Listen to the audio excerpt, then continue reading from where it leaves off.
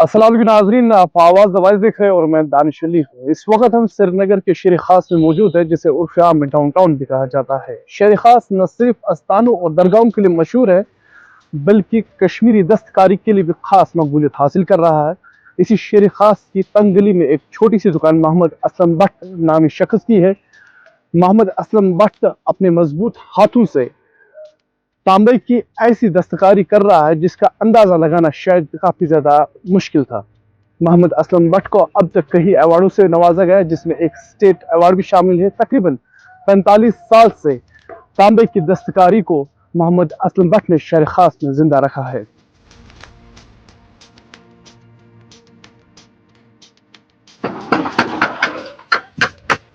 अस्सलाम वालेकुम असलम साहब।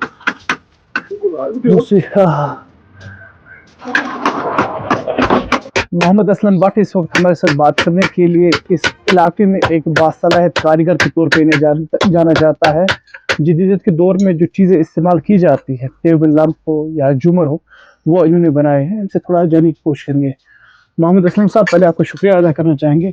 थोड़ा सा ये बता दीजिए, जदीदियत के दौर में जो चीज़ें हम इस्तेमाल कर रहे हैं इस वक्त, आप वो भी बनाते हैं, कैसे जहन में आया? बेसिकली मैं कहूँगा कि सबसे पहले ये बात कि ये जो क्राफ्ट था, ये मेरे जो पेरेंट थे वो इसी से रिलेटेड थे, तो एक बचपन इसी में गुजरा। एज अ हॉबीज ही मैं जुड़ा इस क्राफ्ट के साथ। लेकिन उसके साथ साथ मैं हमेशा चाहता था कि मेरी अपनी एक अलग सी पहचान हो, बट क्योंकि उस वक्त ऐसा मौजूद भी नहीं था, लोगों में वो अवेयरनेस भी था, वो सब चीज़ें, तो उस वक्त मैं उसी जो ट्रेडिशनली चल रहा था, तो मार्केट भी वही था, मैं भी उसी के साथ गया। लेकिन मेरे जहन में शुरू से ये चीज़ था, जैसे कि मैंने कहा। तो फिर तकरीबन 2001 में मैं क्राफ्ट लॉन्ग इंस्टीट्यूट के साथ उनके साथ मिला मैं, और वहाँ पे कुछ डिज़ाइनर उन्होंने मुझे हायर किए थे। उनको लगा कि ये कुछ अलग करना चाहता है, तो उस वक्त कुछ चीज़ें मैंने बनाई। बट उस वक्त ये था कि उन सब चीज़ों का कश्मीर के अंदर तो मार्केट था नहीं, तो आलू मार्केट में हमें जाना पड़ा। वो लोग खुद भी जाते थे और मैं भी गया वहाँ थोड़ा, बट मुझे अच्छा सा लगा वहाँ पे। कुछ मैंने देखा कि अलग सी चीज़ें, तो वहीं से मुझे मतलब ये शौक़ मेरे अंदर आ गया कि नहीं, इसका एक अपना एक मार्केट है, एक प्लेटफॉर्म है इस चीज़ का कि मैं ये कर सकता हूँ। तो शुरुआत मगर कम तरीके से मैंने वो की, लेकिन धीरे धीरे ये हो गया कि कश्मीर के अंदर भी लोगों में ये अवेयरनेस आ चुकी है कि हमें कुछ नया चाहिए, और मैंने वहाँ पे भी देखा कुछ बदलाव, लोग चाहते हैं कुछ नया।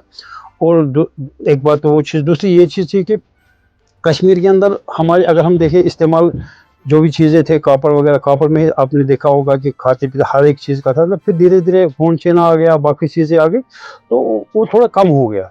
तो उस वजह से फिर हमने क्या किया कि लोगों ने कुछ नई चीज़ें, तो क्योंकि बिज़नेस भी आगे चलाना था और नया भी करना था कुछ, तो मैंने सोचा कि मेरे लिए ये गोल्डन चांस है। तो फिर मैंने शुरुआत की उस वक्त टेबल लैंप से। मेरे जहन में आया कि मैं क्या कुछ नया कर सकता हूँ, तो मुझे लगा कि लाइटिंग का किसी ने यहाँ कश्मीर में सोचा नहीं, तो फोकस मैंने उस पर किया। मैंने लाइटिंग बनाई, टेबल लैंप वगैरह, तो अच्छा खासा मतलब बाहर तो उसका मार्केट था ही, लेकिन कश्मीर के अंदर भी लोगों ने लिया। इसके बाद मैंने शुरुआत की फिर झूमर लाइट्स पर, और इसके साथ साथ मैंने कोशिश की कुछ डेकोरेटिव आइटम आपने यहाँ पे भी देखे, बहुत सारी ऐसी चीज़ें जिसमें मैंने ये ख्याल रखा कि ये कश्मीर के हो। जैसे कि मैंने शिकारा बनाया, मैंने वो और जो चरखा था वो सब चीज़ें बनाई, तो ताकि ये दिखे कि कश्मीर का है, और एक सखावत का हिस्सा जो भी चीज़ें थे उस वक्त, मैंने वही कोशिश उस पर किया कि मैं वही कुछ बनाऊँ। तो इसके साथ साथ लोग भी चाहते थे कि कुछ नया चीज़ बनाना जो उनके जहन में आता, चाहे वो उन्होंने किसी चीज़ में ड्राइंग में देखा या बोनचेना या ग्लासेस में था, तो उन्होंने मुझे कहा कि हम ऐसी चीज़ें चाहिए, क्या वो बना सकते हो? तो मैंने कहा मैं इस पर कोशिश कर सकता हूँ। बट अल्हम्दुलिल्लाह वो कामयाब भी हो गया, और लोगों ने पसंद भी किया, और एक मार्केट भी बन गया उस हिसाब से मेरा, जो आज भी है अल्हम्दुलिल्लाह। तो इसके साथ साथ फिर मेरे जहन में आया कि ज्वेलरी, मैंने देखा कि जब भी मैं एग्जीबिशन में जाता था, तो मैंने देखा बच्चे जो, चाहे यहाँ के एग्जीबिशन में हो या बाहर के, तो वो अक्सर ऐसी छोटी छोटी चीज़ें जो बाकी में था, पेपर माशी में ज्वेलरी थी, या जो कश्मीर की ट्रेडिशनली ज्वेलरी थे, वो भी लोग अच्छे से खरीद। तो मेरे जहन में भी आइडिया आया कि मैं भी कॉपर में ये बनाऊँ।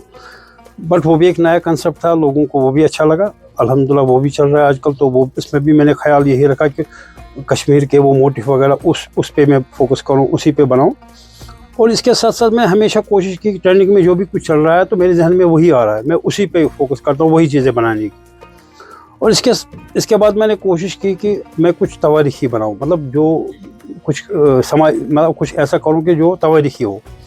اس کے لیے آپ نے دیکھا ہوگا میرے ورک شاپ کے سامنے ایک زیارت ہے حضرت امیر کبیر صاحب, ان کی تو ایک سب سے بڑی, میں پہلے یہ کہوں گا کہ آج اگر ہم مسلم ہیں تو ان کے وجہ سے انہوں نے دین کے پرچار کے ساتھ ساتھ کچھ ہنر بھی حاصل کی. یہاں پر جتنے بھی کرافٹ ہیں آلموسٹ تقریباً بہت سارے کرافٹ جنہوں نے ان کے وجہ سے آنے کی وجہ سے جو انہوں نے وزٹ کیا تھا, جنم لیا, تو اس پہ میں کچھ کرنا چاہتا تھا. پھر میرا ذہن آیا کہ ان کا جو گنبد ہے اس پہ میں جھومر لائٹ بناؤں. یہ ایک تھوڑا سا چیلنجنگ پوائنٹ تھا میرے لیے کہ ایک مطلب اس چیز کو بنانا. اس میں مجھے ٹائم بھی لگا تھوڑا پیپر ورک وغیرہ کرنے میں, بٹ الحمدللہ اس میں کامیاب ہو گیا. بلکہ یہاں تک یہ بھی نہیں ہوا کہ مجھے اس چیز کا اسٹیٹ ایوارڈ ملا, جو میرے لیے ایک بڑی پراؤڈ کی بات تھی اس ٹائم. اور جو میرے جاننے پہچاننے والے آگے ان کو بھی لگا کہ نہیں یہ جو کر رہا ہے مطلب گورنمنٹ کے لیول پر بھی اس چیز کو سراہا گیا. اسلم صاحب آپ کو روکنے کی کوشش کروں گا کہ اسلم صاحب کو اپنے کام کی طرف محبت اور لگن اس وقت پوری سری نگر میں آپ کو جانا جاتا ہے,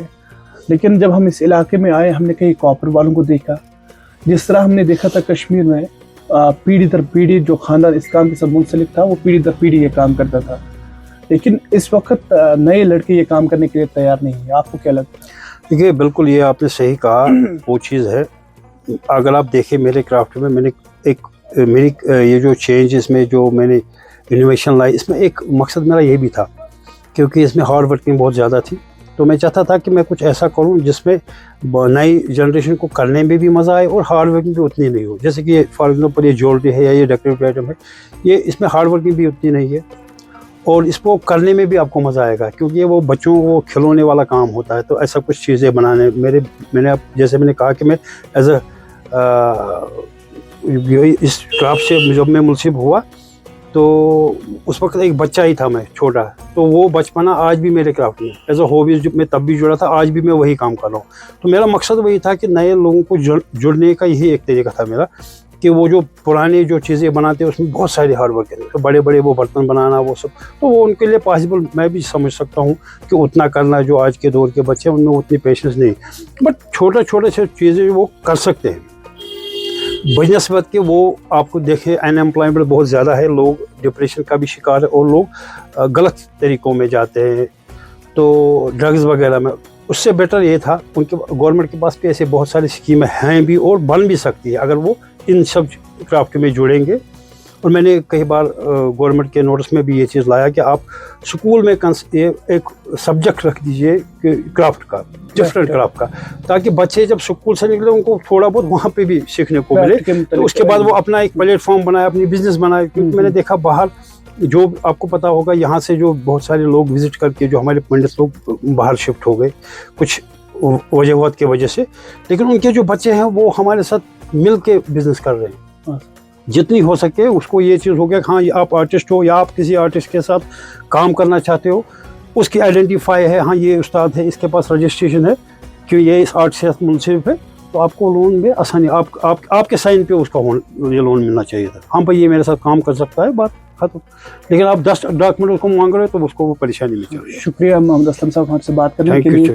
یا ہمارے ساتھ بات کر رہے تھے محمد اسلم بٹ, جن کو وادی کشمیر میں ایک باصلاحیت تانبے کی کاریگری کے طور پہ وادی کشمیر میں جانا جاتا ہے.